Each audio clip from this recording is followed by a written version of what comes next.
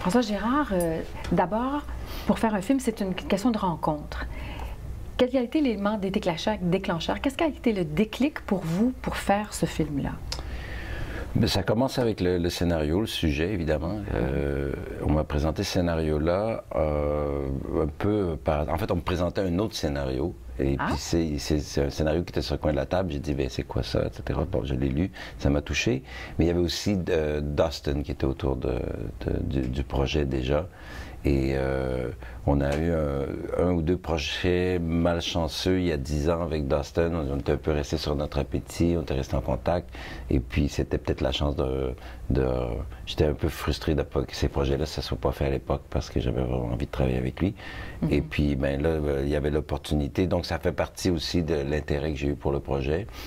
Donc d'abord l'acteur, si je comprends. D'abord le texte. On fait pas un film pour un acteur, mais le texte et l'acteur.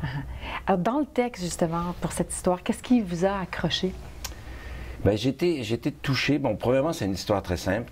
C'est un peu délicat parce que ça peut tomber facilement dans un ton Disney. Donc on a fait un gros travail avec les acteurs, avec tout le monde, justement, pour qu'on ne pas tomber dans le sucré. Mais c'est quand même un texte qui fonctionne très bien et qui a au cœur du texte, il y a une relation qui est maître-apprenti. Je me rends compte maintenant que les gens réagissent beaucoup à ça parce que ça répond peut-être à un manque. C'est un rapport tellement important, le maître-apprenti, et ça a un peu disparu de notre paysage d'éducation. Et je pense que moi-même, je réponds à ça. Je pense que les gens répondent à ça. Puis je pense que c'était vraiment bien écrit dans le texte. Carvel et Stett, relation qui apparaît d'abord haine-amour, mais qui se révèle être une vraie relation d'enseignement qui va un peu dans les deux sens d'ailleurs. Même Carvel sort de là un petit peu changé. Donc ça m'a beaucoup plu. Puis bon, je pense que c'est la même chose pour Dustin. On s'est investi là-dedans. Je pense que ça, c'est le cœur du film. Est-ce que déjà dans le scénario, ce personnage-là de Carvel, il était aussi rigide? Ou est-ce que c'est Dustin qui lui a donné ce souffle-là? Non, il était rigide. C'était un tough love story. C'est vraiment le maître qui ne donnera pas d'espace, de chance. C'est vraiment un apprentissage à la dure. On comprendra plus tard. Et quand j'ai commencé à travailler avec Dustin, en fait, dans la première rencontre, Dustin voulait que je le convainque de pourquoi c'était lui qui devait faire ce rôle. Et quand on y pense, puis c'était ma position à l'époque, je la maintiens encore aujourd'hui, c'est-à-dire que Carvel est un personnage qui est très bitch. Donc il y a un moment où on se dit, ça prend un Dustin Hoffman pour nous tenir, pour qu'on sente même derrière la façade dur, qu'on sente l'humanité, qu'on sente le cœur. Et puis Dustin, c'est un acteur tellement qui a ça, qui a vraiment... et puis même dans ces moments de colère, ou si on regarde sa carrière, dans des moments où il est extrêmement dur, il y a encore un lovable guy derrière la façade d'acier. Donc, et ça prenait ça. Parce que sinon, un acteur plus froid, un acteur qui était peut-être moins humain, je pense qu'on ne se rend pas jusqu'à la révélation de pourquoi il est comme ça. Oui, ça aurait été trop unidimensionnel. Ou enfin, il y aurait peut-être eu ce danger. Oui, un danger de décrocher. Donc il faut garder... pour moi, l'important dans le film, c'était que le spectateur soit dans c'est le pourquoi de son attitude qui nous tient. Mais pourquoi il est comme ça? Mais pourquoi il lui donne pas de chance? Mais pourquoi il est si froid? Pourquoi il est si dur? Et un jour, on a assez tard dans le film, on a la réponse de pourquoi il est comme ça. Oui. Je fais juste un petit aparté, mais effectivement, son discours dans la chapelle, quand il parle aux jeunes, là, c'est une révélation, ça. Ça, c'est la scène clé. Et puis la scène qui suit, où il propose sa démission, là, ça, c'est le dénouement. Et puis ça, c'est des choses qu'on... bon, c'est un scénario que j'ai pas écrit. Un jour, un samedi après-midi, je l'ai devant moi, je le lis. Ça, c'est la beauté de ne pas avoir écrit le scénario, c'est qu'on a au moins une fois une vraie position de spectateur par rapport au texte. Et je me rappelle très bien de quels étaient mes points d'émotion, là où j'ai retenu mes larmes en lisant le scénario, là où je n'ai pas réussi à les retenir. Et puis, il faut savoir se souvenir à travers tous les mois qui suivront, ou l'année, les 15 mois qui ont suivi. Il faut savoir se souvenir de ce premier moment-là qui est un moment de spectateur. Est-ce que c'est difficile pour un cinéaste, surtout vous qui écrivez vos films, d'avoir à vous plier à ce scénario-là? Est-ce que vous avez ce spectateur, mais en même temps directeur? Est-ce que c'était difficile? Bon, ça, c'est le travail au cinéma comme au théâtre. Je pense que le travail, le premier travail du metteur en scène, c'est d'être le public avant que le public arrive. Donc, on réagit au texte, on réagit aux acteurs, mais il faut essayer vraiment de se mettre en contexte et c'est la partie la plus difficile parce qu'on est pollué de tellement de circulation, de travail, de gens qui sont autour de logistique, d'histoire d'argent, de ci, de ça, mais la chose la plus importante, c'est de savoir s'asseoir dans une salle, même quand il y a de la tourmente autour, de se mettre en position de réception. Et c'est un peu plus facile à faire, en fait, quand on n'a pas écrit de texte. J'ai aimé D'abord, c'est la collaboration avec Ben Ripley a été magnifique. Puis bon, je pense que j'avais une sympathie pour le travail de Ben parce que je sais c'est quoi.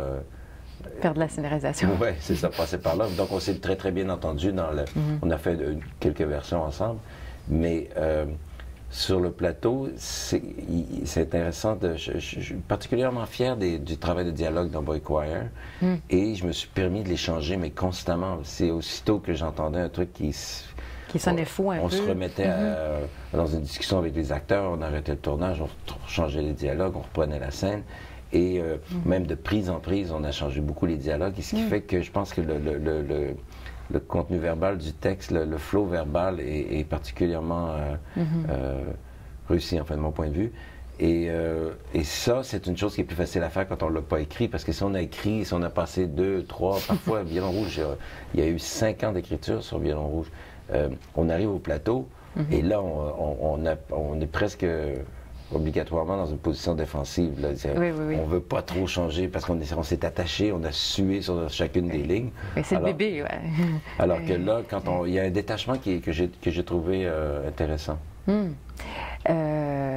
parlez de dialogue et tout ça, mais le jeune garçon Stett, joué merveilleusement par ce jeune acteur qu'on connaît peu, en tout cas ici au Canada, je ne sais pas si on l'a vu. Non, il n'est pas connu, hein? Mais là, il va l'être. Je pense que oui. Lui, il est vraiment de peu de paroles, donc c'était tout un autre jeu pour lui, un autre défi pour vous et pour lui. Oui, mais tout à fait, c'est très juste comme remarque. D'ailleurs, je pense que c'est un truc que j'avais un peu mal mesuré. C'est en tournant, mais je me suis rendu compte, mais il parle jamais, ce garçon. Et puis ça c'est... déjà, bon, c'est pas un handicap de John, mais il arrive au métier, c'est son premier film, il porte sur ses épaules, donc, puis il avait les épaules solides, mais c'est quand même un gros défi, là, à 12 ans, de se faire un tournage comme ça, jouer des scènes avec Dustin Hoffman, Kathy Bates, Eddie Izzard, là, il faut quand même, il faut être fort. Et il y avait ce handicap supplémentaire qu'il est dépourvu de la première arme de l'acteur qui est la parole. Stett parle à peu près pas. C'est un garçon qui est pris dans une solitude. C'est un outcast. Il arrive comme un cheveu sur la soupe dans cette école. Il y a des relations difficiles avec ses maîtres qui lui en imposent. Et puis il y a aussi, il n'est pas dans la culture de ses autres garçons. Donc il y a très, très peu de rapports, mais c'est ce qui fait la beauté du personnage. C'est-à-dire qu'il n'arrivant pas à s'exprimer ou à partager avec les gens qui sont autour de lui, c'est dans la musique qui va arriver à sublimer toute cette noirceur. Mais c'est effectivement, pour un acteur, peu importe l'âge, de parler si peu, c'est difficile. Et comment s'est fait le travail, vous, avec lui? Très, très naturellement, en fait. Les gens présupposent que c'est plus difficile de travailler avec des jeunes acteurs. Ce qui est difficile, c'est de les choisir. C'est de les trouver. Parce que pour un acteur adulte, bon, on s'intéresse à un tel acteur, ben, on s'en va sur Apple TV, on download 10 films et puis ça y est, on sait exactement de quoi il est capable. Et puis on voit des résultats. Pour un garçon de 12 ans, il n'y a pas de film derrière, il n'y a rien à voir. J'avais strictement aucun extrait de quoi que ce soit, donc il a fallu que je fasse, une fois qu'on l'a trouvé, déjà parmi 1000 garçons, Et une fois qu'on l'a trouvé, ben là, il faut quand même s'assurer que c'est pas juste une intuition. Là. Il faut quand même... On a fait une audition, 2 auditions, on l'a fait chanter, je l'ai fait venir à Princeton, on l'a mis en costume, on a improvisé, j'ai fait des interviews. Et puis à un moment, tu te dis, bon, ben ça y est, je pense qu'il l'a, mais c'est drôlement plus difficile d'arriver à ça. Mais une fois sur le plateau... ce qui est intéressant, ils n'ont peut-être pas le métier des autres, mais ils ont une espèce de malléabilité. Ils ne sont pas pris dans leur carrière, dans leurs égos. Il y a une espèce de fraîcheur puis de disponibilité qui rend le travail facile. Ils t'écoutent, premièrement.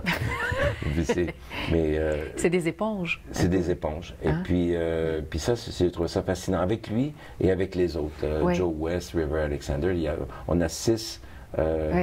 personnages, des jeunes acteurs, qui m'ont étonné de leur maturité. J'essaie de me rappeler, moi, à 12 ans, comment je me serais comporté. Là. Ils me semblent tellement plus matures que ce qu'ils devraient être.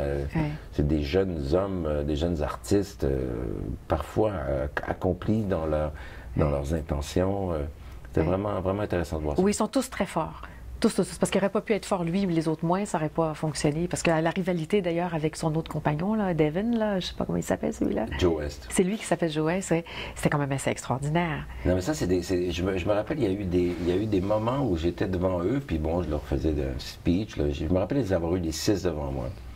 Et puis d'avoir expliqué, bon, ben voici le film, là, fait mon discours de metteur en scène. Puis à un moment, je me suis dit, bon, ça serait quand même intéressant de renverser la discussion.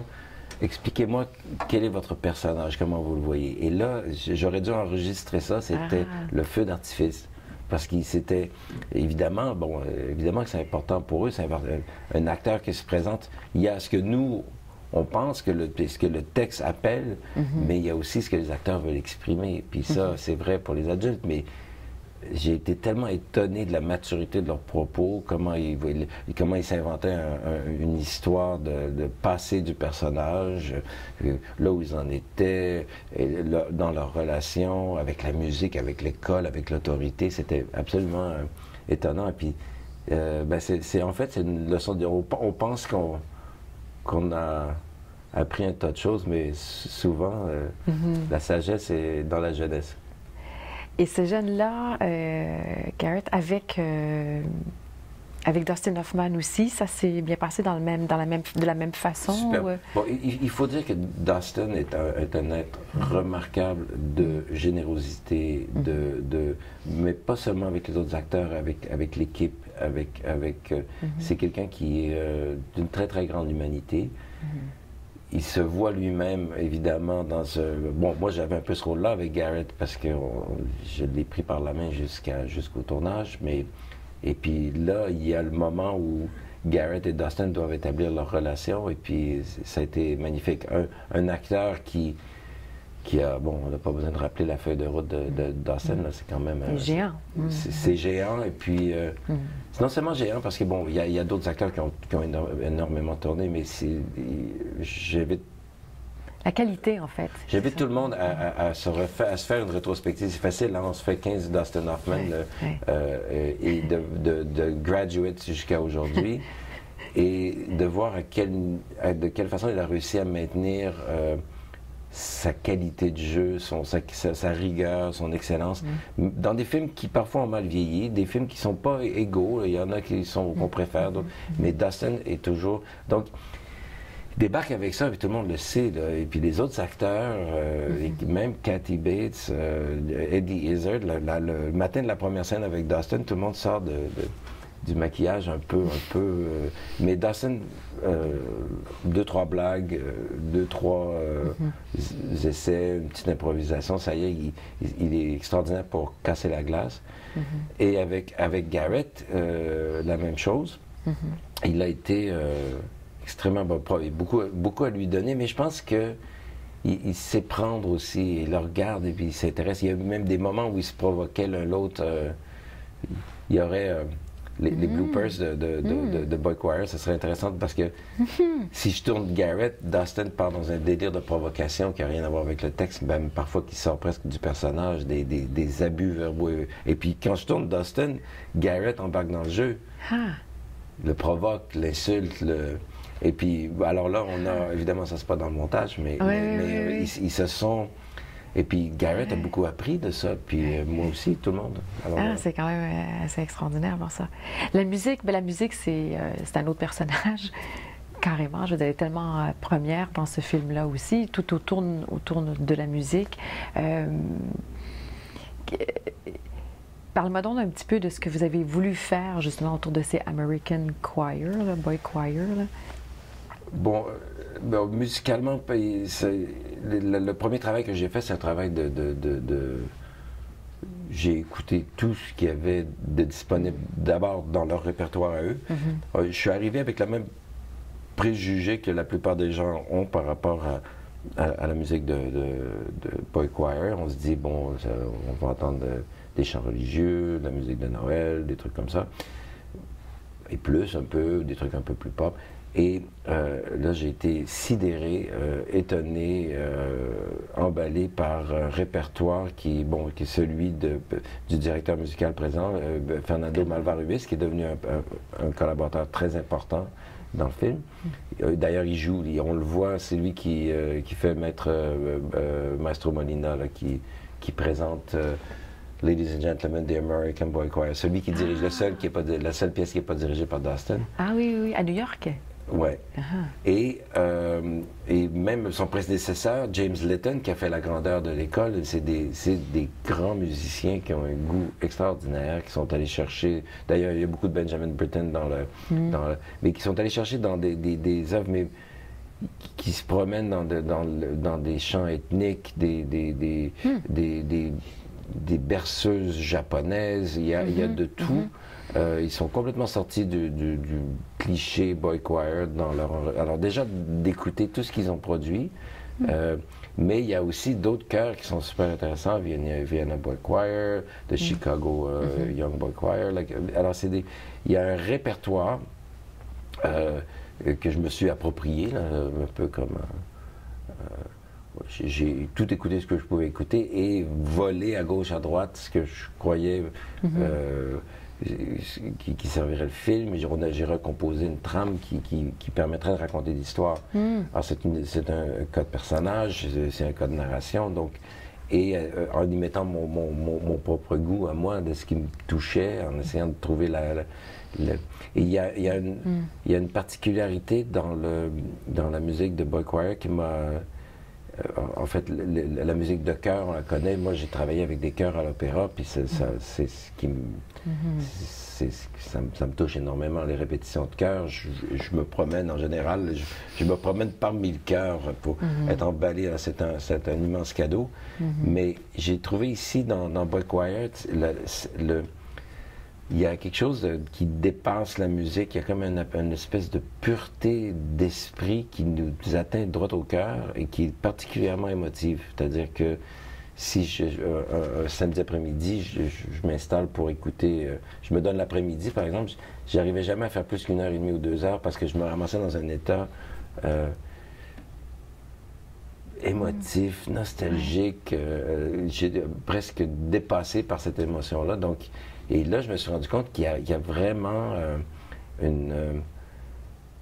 une émotion qui... En fait, à partir de ce moment-là, quand j'ai compris ça, j'ai pensé que cette émotion-là pouvait vraiment porter le film. Alors, j'ai investi énormément de soins avec des collaborateurs extraordinaires à construire cette trame sonore, cette bande sonore-là, et essayer de l'amener là, essayer de tirer de ça toute la drive émotive que je pouvais tirer. Est-ce que ça, c'est dû au fait justement que ce sont des voix d'enfants? Oui, en fait, c'est des sopranos sans ego. Et puis, il y a une pureté dans la voix. Oui, c'est prépubère, il y a une espèce de... il y a vraiment une qualité particulière dans... Est-ce que c'est pas parce que justement ça se rapproche plus de ce qu'on pourrait penser? Est-ce que c'est vraiment le chant des anges? Oui, c'est l'innocence, c'est la pureté, mais qui peut aussi avoir dans certains chants, il y a une violence. Dans certains chants, il y a énormément de couleurs qu'on peut retrouver à travers ça. Donc, c'est ce que j'ai essayé de faire, une suite... Une très, très, très, très belle scène. C'est celle où Dustin Hoffman est au milieu, puis leur fait faire circuler, il leur fait écouter le chant comme si c'était quelque chose qui circulait dans l'Église. Spaminalium. Il y a un thème pour ça? Oui, c'est le titre de la pièce. Alors ça, on parle d'une musique baroque. Donc c'est Thalys qui a composé cette pièce-là, mais qui est restée encore aujourd'hui une pièce dans l'histoire. C'est la pièce qui a le plus grand nombre de voix. Il y a supposément 40 voix. C'est une chorale à 40 voix. C'est-à-dire que si on analyse la musique, et ça, c'est une espèce de record, c'est une acrobatie dans le monde de la composition, mais ça remonte à 6 siècles. Et c'est la pièce, c'est la première fois où Dustin est positionné en maître de musique, parce qu'avant, bon, c'est des auditions, on va faire des scènes, mais là, on l'établit, c'est ce qui l'établit dans le film comme le grand maître de musique Carvelli. Ça, c'est fantastique, ça. Est-ce que vous l'avez tourné d'un coup? On a passé une journée complète à tourner autour de Dustin. Oui. Ah, c'est sublime. L'idée du crucifix aussi, enfin, il y a toutes sortes de couches là-dedans qui sont intéressantes. Est-ce que vous êtes très mélomane vous-même, vous faites un petit peu de musique, vous aimez beaucoup la musique. Ça a toujours une importance dans ce que vous faites, dans vos projets? Je pense que je réponds toujours la même chose, c'est-à-dire que bon, j'ai pas d'a priori de faire des films sur la musique. C'est-à-dire que même à la rigueur, j'essaie de pas faire ça. Mais je me fais rattraper par mon amour de la musique. Je suis un passionné de musique. Je pense que d'abord, je vous mets au défi de trouver un réalisateur de cinéma qui vous dirait que la musique, c'est pas important pour lui. C'est-à-dire que même si on fait pas on n'a pas un propos musical, la musique, ça porte les films, même quand il n'y a pas de musique. Le geste de cinéma est un geste musical. Et je pense que dans le cas de Boy Choir, comme dans d'autres situations, je pense que la musique, à l'opéra par exemple, et surtout dans Wagner, dans Parsifal, les mots nous trahissent, les mots se contredisent, les couches de sens. Parsifal est le meilleur exemple, c'est-à-dire que Wagner est en fin de carrière et il nous fait un raboutage une espèce de somme très chaotique de ses influences spirituelles, une espèce de testament panique. Et les mots, oui, ils sont là et on les sert, mais c'est la musique qui fait la clarté. Pour rejoindre un spectateur dans son âme, dans son émotion, je fais plus confiance à la musique. Y compris la musique des mots, parce que parler, c'est un geste musical. Et il y a aussi le très grand avantage de l'universalité de la musique. Boy Choir, même en sous-titre, je pense que n'importe quel Chinois peut se reconnaître là-dedans. Il y a la musique était le langage le plus universel et aussi le plus précis, je pense, dans le domaine de l'émotion. Si on veut peindre des émotions, la musique est une arme redoutable. Oui, j'étais pour dire ça, redoutable, effectivement, oui. Bon, ça, c'est votre retour au cinéma. Oui. Après une petite absence où vous avez fait plein d'autres choses. Est-ce que ça vous a manqué? Complètement. Bon, effectivement, des absences. Bon, moi, je me suis jamais senti dans l'obligation de devoir produire. Je produis un film quand j'ai une idée ou quand ça se présente. Donc, je me suis jamais fait l'obligation. Je suis pas très carriériste de ce point de vue-là. Il y a pas très peu de calculs, donc c'est assez. Et je suis très curieux des autres médiums. À partir du moment où j'ai commencé à faire de l'opéra, bon, je me suis fait un peu happer par ça. Donc, les projets se sont développés. Donc, il y a une carrière d'opéra qui s'est développée. Théâtre, la même chose.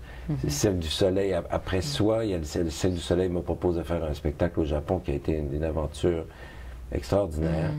J'en ai fait un deuxième tout de suite après. Et là, il y a un matin où on se réveille, on se dit, ben, je suis devenu metteur en scène de théâtre sans l'avoir prémédité, sans l'avoir calculé. Oui. Et là, tu dis, le film me manquait parce que c'est mon premier médium. Et de revenir au cinéma, ben, ça a été une joie. Puis tellement que là j'essaie de me discipliner un petit peu, d'être un peu moins épars et de concentrer sur le cinéma. Donc, les autres projets vont être cinématographiques. Oui, oui. Et puis là, je surprendrai tout le monde par ma fréquence. Parce que ma fréquence, c'est ça. Je faisais des films aux 5 ans, mais après Glenn Gould, Violon Rouge, ça a pris 5 ans à développer. C'est un film qui se passe partout dans le monde, il y a des recherches à finir, etc. Puis c'est un scénario compliqué à écrire. Puis une fois que tu l'as écrit, il faut trouver. Donc, c'était pas tellement... Je suis pas dans la surproduction. Puis après ça, il y a eu des projets malchanceux. J'ai eu plusieurs projets qui n'ont pas démarré. Soit après soit. Mais là, j'ai vraiment l'intention d'en faire plus, de me concentrer.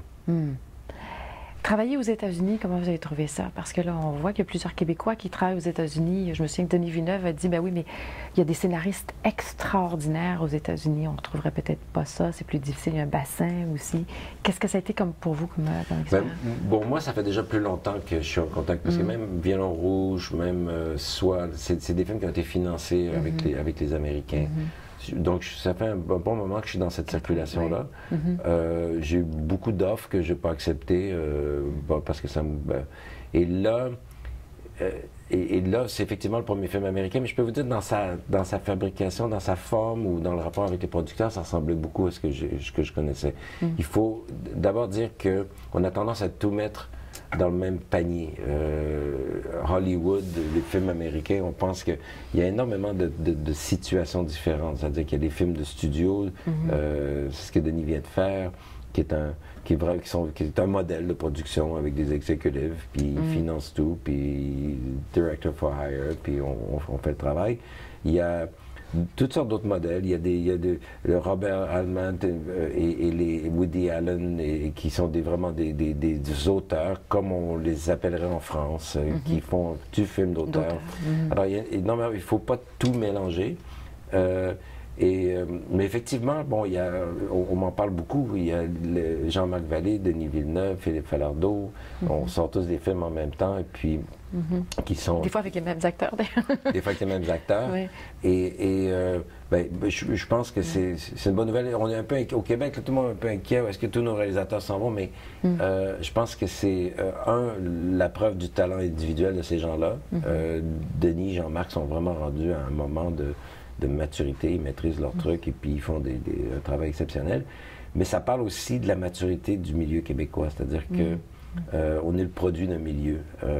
Et le cinéma québécois qui commence avec, on dira, Claude Jutras, À tout prendre, et tout ce qui s'est passé dans les années 70, à l'ONF, les Arcans, les Lauzon, et le public qui soudainement a embarqué dans le coup, on a battu des records à partir du moment où tu as un rapport avec un public dans un cinéma, ce que, par exemple, au Canada anglais, on n'a toujours pas trouvé. On cherche encore. On cherche encore, parce qu'il est dans une telle proximité avec la culture américaine. Il y a tout un jeu qui se fait, mais la situation particulière du Québec est remarquable. Et de cette effervescence, de ce rapport avec le public, on arrive à un point où il y a des gens qui sortent qui sont matures, parce que le milieu est mature. Puis, donc, Denis, Jean-Marc, oui, talent exceptionnel, mais on est les produits on est tous le produit d'un milieu. Puis ça parle, cette coïncidence-là n'est pas une coïncidence, et ça parle beaucoup de 40 ans, de 50 ans de cinéma qu'on a, qui est derrière nous au Bien Québec. D'ailleurs, où les ferez-vous, vos prochains projets? Ça s'annonce comment? Je ne me pose pas... j'ai un projet, par exemple, avec les mêmes producteurs, avec qui j'ai fait Boychoir, qui se fait en Europe. Donc, produit américain, fait en Europe, sujet européen. J'ai un film québécois qui est en écriture, même 2. Après ça, il y a d'autres idées. Ils seront où? Ils se feront dans quel ordre? Je ne sais pas trop. Mais là, j'investis dans le développement de long métrage. Je vais juste revenir, faire un tout petit retour en arrière. Moi, ça m'a fait penser, puis peut-être qu'on vous l'a souvent dit, le film Boychoir, à cause de son histoire un petit peu du petit garçon abandonné qui se retrouve dans un milieu qui n'est pas le sien, en fait, au point de vue culture, au choriste en France, le film qui a tellement marché fort aussi. Est-ce que vous avez pensé à ça aussi? Oui, bien sûr. Forcément. Oui, parce qu'il était un très beau film d'ailleurs. Et les choristes, c'est inévitable la comparaison. On est et ça fait penser, moi, vous parlez de l'histoire, ce qui est encore plus près pour moi, c'est Billy Elliot. Le petit garçon qui est au talent exceptionnel, qui sort d'un milieu défavorisé, qui arrivera, qui parviendra à toucher à la lumière, mais par la seule raison de son talent, quoi. Oui, mais il y a une petite circonstance particulière. Premièrement, on est à la fin du tournage. C'est la dernière scène entre Dustin et les garçons. Et on est tous crevés. Mais ça fait déjà un moment qu'on le voit venir. Ça fait une semaine que Dustin et moi, on s'en parle. Et même avec Ben est dans le coup. Parce que... le scénariste, Ben Ripley, oui. Ben Ripley. Oui. Et dans le texte, ce qu'on avait au scénario, c'était une explication du grand malheur de Handel qui à partir de 50 ans, tombe dans la défaveur du public, va tomber malade, va se ramasser pauvre à Londres. Et dans cette misère-là, il y a un soir, il se lève, et puis un matin, il se lève, et puis il a l'idée du Messie, il l'écrit, et ça devient son œuvre la plus connue. Et on avait donc un texte qui expliquait ça. Et moi, je me disais, non, c'est pas d'Handel qu'il faut parler, parce qu'on s'en fout d'Handel. Sa musique va jouer, c'est d'autres choses. Et là, on est rentré dans une discussion de... Dustin a écrit un texte parce qu'il est arrivé sur le plateau, il dit, François, laisse-moi proposer ça. C'était très bien, mais encore... On n'était pas encore au cœur. Et puis finalement, je proposais à Dustin une improvisation, et puis il est parti dans un la caméra a dû rouler, je sais pas, 10 minutes, où il s'est mis à adresser ces jeunes-là, mais c'était la dernière fois qu'il était avec eux. Donc, c'est Carvel qui parle à ses choristes, mais c'est aussi Dustin Hoffman qui parle à ses partenaires de jeu, à ce chœur, et qui leur dit au revoir, en fait. Et pendant qu'il parle de moi, François, depuis 5 semaines. Alors, c'est Carvel, c'est Dustin, et Dustin s'est ému lui-même, nous a tous émus. Il n'y avait pas... tout le monde est en pleurs à la fin de cette prise-là. Et pour moi, ça a vraiment été un moment... je le savais en terminant que c'était un moment de carrière. Ça arrive parfois, à la fin d'une journée de tournage ou à la fin d'une scène, on se dit, mais attends, ça je me rappellerai le jour de ma mort. Et puis ça, c'est une scène de cette qualité-là. Ah, tout le monde va s'en sortir. Les jeunes, ça a dû frapper les jeunes aussi. En même temps, c'est un coup. On avait 40 jeunes, mais tout le monde en larmes, là. Et puis dans un texte improvisé, et puis là, c'est là où on mesure la grandeur de Dustin Hoffman. Oui, c'est un beau cadeau. Magnifique. Merci beaucoup, François Gérard. Merci à vous. Merci infiniment. Au revoir.